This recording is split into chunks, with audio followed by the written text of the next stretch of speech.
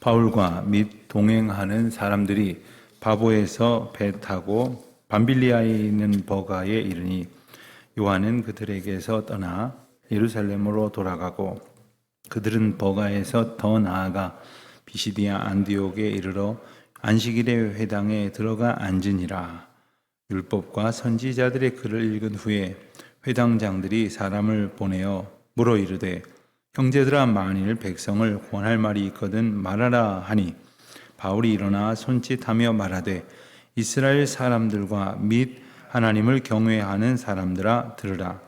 이 이스라엘 백성의 하나님이 우리 조상들을 택하시고 애굽 땅에서 나그네 된 그 백성을 높여 큰 권능으로 인도하여 내사 광야에서 약 40년간 그들의 소행을 참으시고 가나안 땅 7족속을 멸하사 그 땅을 기업으로 주시기까지 약 450년간이라.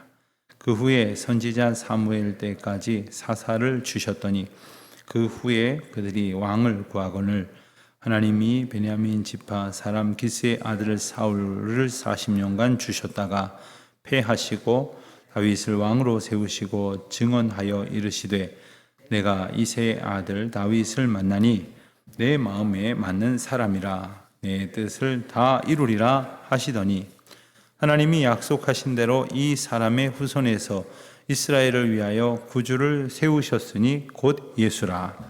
그가 오시기까지 요한이 먼저 회개의 세례를 이스라엘 모든 백성에게 전파하니라.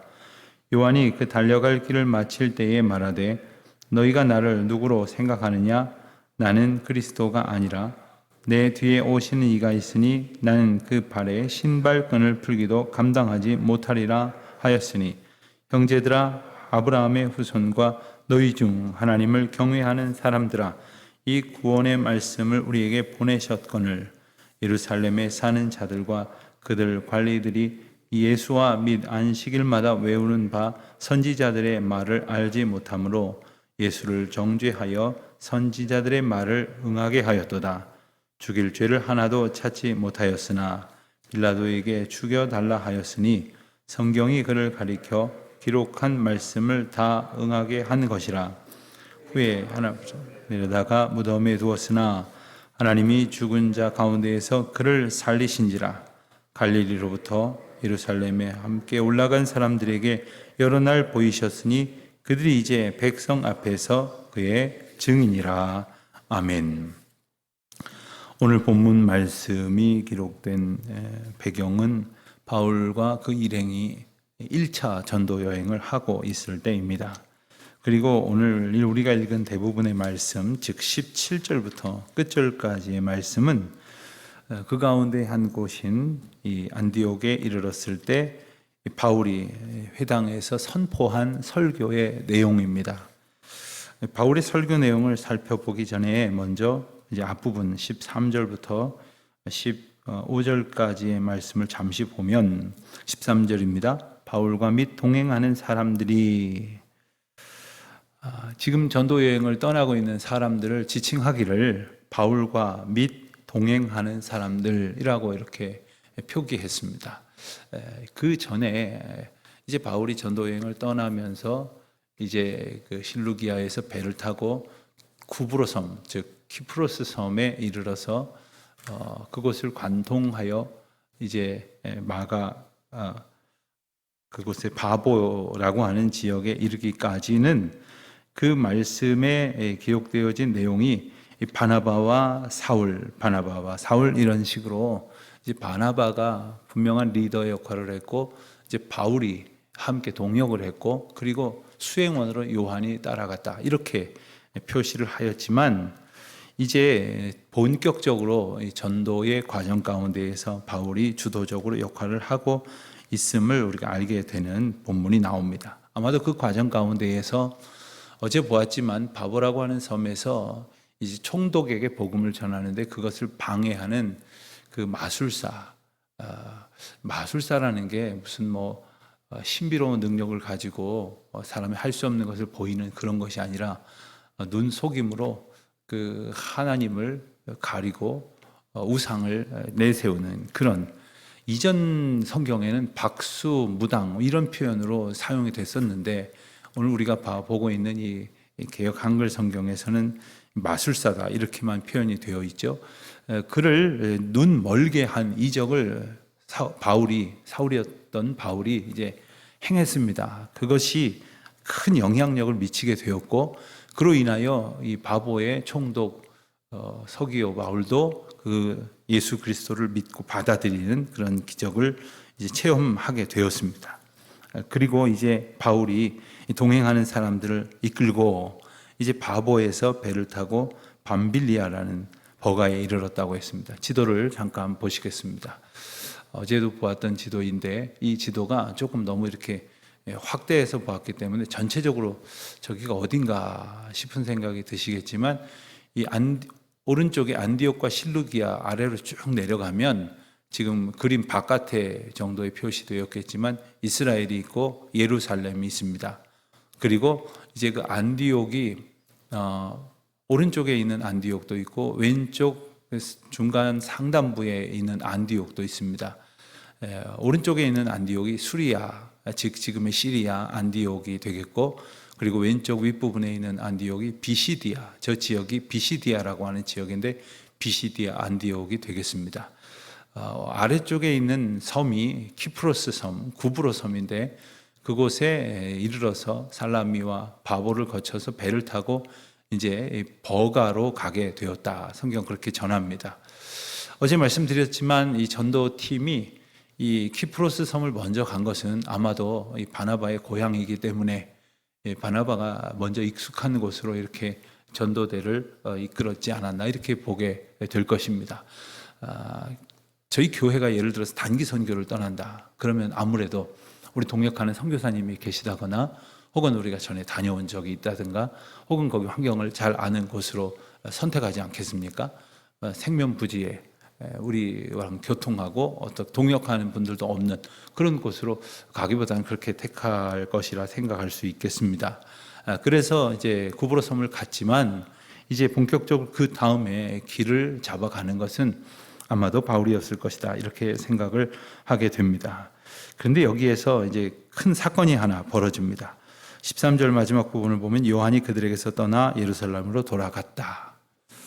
13절 하반절 말씀은 아주 간단하게 요한이 떠나갔다 이렇게 되어 있지만 이것은 간단한 일은 아니었던 것 같습니다. 아마도 그 배경이 여러 가지로 이제 의심이 되는데 성경은 자세히 기록하고 있지 않지만 몇 가지로 이제 추론을 해볼 수 있는 것은 이 요한이 누구냐 하면 골로새서 4장 10절 말씀을 보면 이 골로새서의 설명에 따르면 바나바의 생질이다 이렇게 요한을 소개를 합니다. 바나바의 생질이다. 그런데 이 생질이라고 번역된 원어 단어를 보면 이제 바나바의 생질 마가가 원어대로 보면 바나바의 사촌이다 이렇게 이제 해석이 될 수도 있는데 그래서 이것 갖고 조카냐 사촌이냐 이것 갖고 한참 따지는데 아주 가까운 인척 관계였다 이 정도로 보면 되겠습니다. 그러니 이 어린 마가 요한은 아마도 10대였을 것으로 추정이 되는데 이 수행원으로서 수행원이라고 하는 그 단어는 종이라고 하는 단어와 같은 단어입니다. 그를 따라와서 이제 수행을 해야 하겠는데 바나바가 주도하는 그러한 일정에는 문제가 없었지만 마치 자기가 따라온 바나바는 좀 뒷전으로 물러서고 그리고 바울이 이제 주도적으로 앞서 이끌어 가는 것에 대해서 불편함을 가졌을 것으로 추정할 수가 있습니다. 바나바는 한마디로 말하면 목회자 스타일입니다. 안디옥 교회를 목회하도록 예루살렘 교회가 선임해서 보낸 전형적인 목회자였습니다. 그런 거에 반해 바울은 이 선교사적인 어떤 선교사와 목회자를 구별하려는 것이 아니라 이제 교회를 개척하고 또 개척되었으면 얼마간 가르치다 또 떠나고 또 새로운 것을 도전하고 또 안주하지 않고 또 새로운 곳으로 나아가는 소위 프론티어 마인드를 가졌다 이렇게 말할 수가 있겠습니다. 그 이질적인 리더십에 대해서 불편한 마음을 가진 것은 아닌가.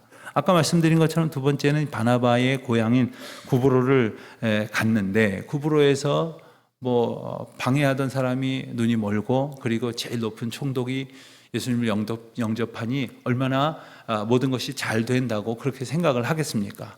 아마도 여기에서 좀 더 머물면서 이 지역을 완전히 복음화 시키자, 이런 생각을 할 수도 있었을지 모르지만, 바울은 그들을 이끌고 버가로 배 타고 가버렸습니다. 가자고 했습니다. 가버린 것이 아니라 가도록 이끌었습니다. 그러다 보니까 여기에 대해서 또 불편한 것을 마음을 가지지 않았는가. 한 가지 더 우리가 생각해 볼 수 있다면, 아까 지도를 다시 한번 올려주십시오. 그 지도를 보면 이제 배를 타고 이제 버가에 이르렀다가 버가에서 저 위쪽 안디옥으로 갑니다. 근데 이 안디옥으로 가는 길은 대단히 험하고 아주 어렵습니다. 중간에 산맥이 하나 있고, 그리고 그 200km나 넘는 길을 굉장히 고되게 가야 합니다. 그러다 보니까 그 길을 나는 못 간다 이렇게 하고서는 이제 돌아간 게 아닐까, 이렇게 여러 가지로 이제 추정을 합니다. 마가는 아직 어리고, 그리고 여러 가지로 미숙했던 것 같습니다. 그리고 그는 마가의 다락방이라고 우리가 흔히 말하는 대로 아주 부잣집 아들이었습니다. 그러다 보니까 이제 이 어려움을 견디지 못해서 다소 편안치 않은 관계 속에서 떠나가지 않았는가 생각을 하게 됩니다만은, 여기에 긍정적인 요소를 찾아볼 수 있다면 1차 전도 여행을 마치고 바울과 바나바가 이제 안디옥 교회로 돌아가고, 그리고 예루살렘 교회에 가서 보고를 하는 그런 과정이 있는데, 그리고 나서 두 번째 전도 여행을 떠날 때 바울은 신라와 함께 떠나게 되고, 그림을 내려주십시오. 그리고 이제 이 바나바는 마가 요한과 함께 이제 따로 이제 복음 전도를 위해서 길을 떠납니다. 한 팀이 두 팀 된 셈입니다. 그러니까 조금 스타일은 달라서 함께 떠나긴 어려웠지만 제각각 하나님께서 주신 그러한 형편대로 복음의 길을 떠났다 하는 겁니다. 이 바울과 마가도 아마도 본문의 상황 속에서는 좀 불편한 관계로 헤어졌는지 모르겠지만, 나중에 바울의 유언이 담긴 디모데 후서 말씀을 보면 이제 바울이 디모데에게 오라 하면서 올 때 마가 요한을 데리고 오라, 저가 나에게 유익하니라, 이런 표현이 나오는 것을 보면 이제 어느 시점부터는 다시 관계가 회복되고 동역했던 것을 우리가 보게 됩니다. 자, 그리고 나서 이제 14절을 봅니다. 버가에서 더 나아가 비시디아 안디옥에 이르러, 좀 전에도 말씀드린 것처럼 그들이 버가로 갔다가, 그리고는 더 나아갔다는 것은 그곳에서 더 진행하여 안디옥으로 갔다는 이야기입니다. 버가 또한 아주 큰 도시고 많은 사람들이 있는 곳이고 그곳에도 회당이 있었는데, 왜 버가를 중점적인 전도지로 삼지 않고 바로 안디옥으로 갔을까? 여기 또 재미난 것이 있습니다. 시간이 없어서 깊이 다룰 수는 없겠습니다만은, 갈라디아서 4장 13절 말씀을 보면 바울이 갈라디아 교인들에게 이렇게 말합니다. 내가 처음에 육체의 약함으로 말미암아 너희에게 복음을 전한 것을 너희가 아는 바라. 이 비시디아 안디옥이 있는 그 지형을 가리켜서 큰 지형을 갈라디아라고 부릅니다. 이 갈라디아 지방에 있는 여러 교회에 편지를 할 때 이 이야기를 합니다. 내가 처음에 복음을 전하러 이곳에 온 계기가 나의 육체의 약함 때문이었다. 이것을 가지고 이제 여러 자료와 학자들의 연구를 통해 보면 바울이 갈라디아에 이르기 전 버가에서는 일종의 풍토병 같은 걸 앓았을 것으로 추정을 합니다. 그래서 이 바닷가 해안과는 전혀 다른 형편의 이 다소 높은 지형인 안디옥으로 바로 간 것이 아니냐, 이렇게 이제 보게 됩니다.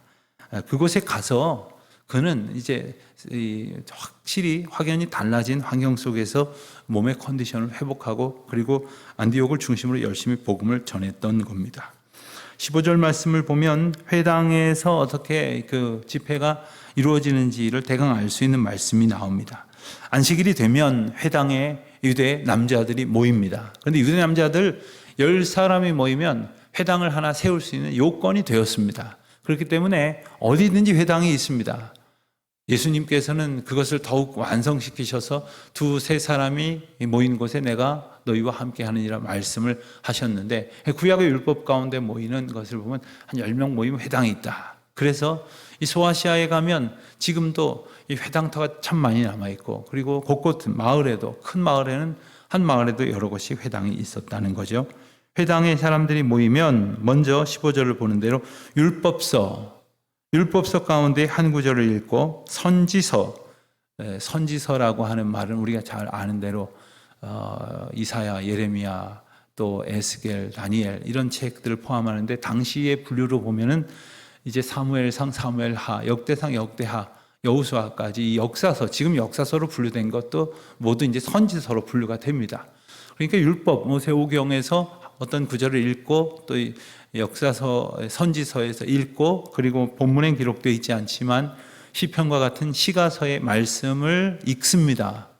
그리고는 회당장이 있으면 거기에 대해서 잠시 강론을 하거나, 혹은 그렇지 않을 때에는 이 말씀을 읽고 누군가 하고 싶은 말이 있는 사람을 하십시오 했을 때 먼저는 이 말씀에 대한 이야기를 하게 되기에, 이제 지식 있는 자나 혹은 이 율법에 관해서 정통한 사람들이 나서서 이야기를 하고, 또 그 외의 사람들도 이야기할 사람들을 이야기할 기회를 주는 것이 회당에서의 어떤 모임의 패턴입니다. 자, 이렇게 성경을 읽고 나서 이야기할 사람이 있습니까? 했는데, 가말리엘 문화에서 수학했던 바리새인 중에 바리새인인 이제 바울이 손을 들고 이야기를 하니까 기회를 주었던 것입니다.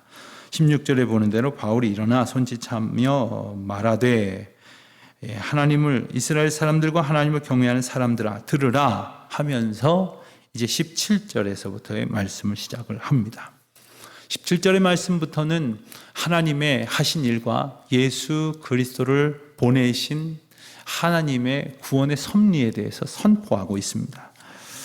17절 말씀부터 보면 여기에는 17절에도 하나님이, 또 20절 중반부에도 하나님이, 또 23절 말씀에서도 하나님이, 그리고 30절 말씀에서도 하나님이, 이 하나님이 이런 그 반복적인 표현이 나옵니다. 하나님이 이 일을 이루셨다, 하셨다, 말씀하셨다 하는 겁니다. 여러분들이 이 17절 이하의 말씀을 한 번 더 오늘 시간을 내서 묵상을 해보시기를 권하는 것은, 이 하나님이라고 말씀하신 뒤에 붙어 나오는 동사들을 한번 묵상해 보시기를 바랍니다. 17절, 18절 정도만 보면 하나님이 택하시고 권능으로 인도하여 내사, 또 그들의 소행을 참으시고, 또 그 땅을 기업으로 주시기까지 하나님께서 이 모든 역사를 이루셨다 하는 겁니다. 하나님이 택하시고 인도하여 내신 이야기. 20절까지는 출애굽에서 사무엘까지의 이야기가 나오고, 21절, 22절에서는 사울 왕과 다윗 왕의 이야기가 나옵니다. 23절부터 25절까지는 요한의 세례에 관한 선포의 말씀이 나오고, 26절부터 이제 내일 볼 이제 31절 말씀까지가 구원의 말씀이 이제 이어집니다. 그리고 계속해서 이제 내일 본문까지 우리가 살펴보게 될 것인데, 이 말씀의 주제는 하나님이 하셨습니다. 예수 그리스도를 보내셨습니다. 그런데 하나님이 보내신 예수 그리스도를 당신들이 십자가에 못 박았습니다. 그 하나님의 긍휼과 섭리, 그리고 그 크신 은혜 가운데에, 그럼에도 불구하고 모든 사람의 죄를 대속하신 예수 그리스도께서 이 죽은 자 가운데에서 살아나신 것 또한 하나님이 하신 일입니다. 그리고 우리는 이 일의 증인입니다 하는 것이 메시지의 이제 전말입니다. 여러분, 이 메시지가 참 의의가 있는 것은 사도행전에 보면 베드로가 4장에서 이제 잡혀갔다가 공회에서 말씀을 선포할 때가 있었습니다. 그리고 6장, 7장에 보면 스데반의 이야기가 나오는데, 스데반이 죽기 전에 그 자신을 돌로 치려는 그러한 살기 어린 눈을 가진 사람들 앞에서 스데반의 설교를 행한 적이 있었습니다. 그 맥락이 오늘 말씀의 맥락과 일맥상통한, 구약성경 전체를 관통하는, 그렇게 보내신 예수 그리스도를 증거하는 내용입니다. 어떤 사람들은 예수님이 구원자이시니 예수님이 중요한데 구약성경은 뭐 그렇게 자꾸 봐야 되는가? 왜 우리 목사님은 구약성경, 구약 설교를 많이 하시는가? 뭐 이렇게 불평하시는 분들이 있는데, 더러는 이게 참 무지한 이야기입니다. 참 무식한 이야기를 하는 거예요. 구약성경은 온통 예수 그리스도를 향한 그 약속과, 그리고 하나님의 사랑을 선포하는 말씀으로 채워져 있습니다. 그러니까 우리가 구약 성경을 보면서 하나님의 사랑과 예수 그리스도를 보내신 하나님의 주권을 볼 수 있을 때에 그것이 오늘 우리를 향한 구원의 역사임을 깊이 깨닫게 되는 것입니다. 그 말씀을 통해서 오늘도 구원의 감격을 누리고 그 기쁨으로 살아가는 저와 여러분 되시기를 주님의 이름으로 축원드립니다. 하나님 아버지 감사합니다. 저희를 통하여 구원의 은혜를 얻게 하신 주님, 일찍이 이스라엘 백성들을 통하여 예수 그리스도를 약속해 주셨고 그 보내신 예수 그리스도를 유대인들이 십자가에 못 박았음에도 불구하고 사망 권세를 깨뜨리고 부활 승천하시어 첫 열매 되시고 구원의 증인 되게 하셨사오니 우리도 그와 같은 은혜 안에 합당한 믿음의 사람들로 살아가는 은총을 누리게 하여 주시옵소서. 예수님의 이름으로 기도드립니다. 아멘.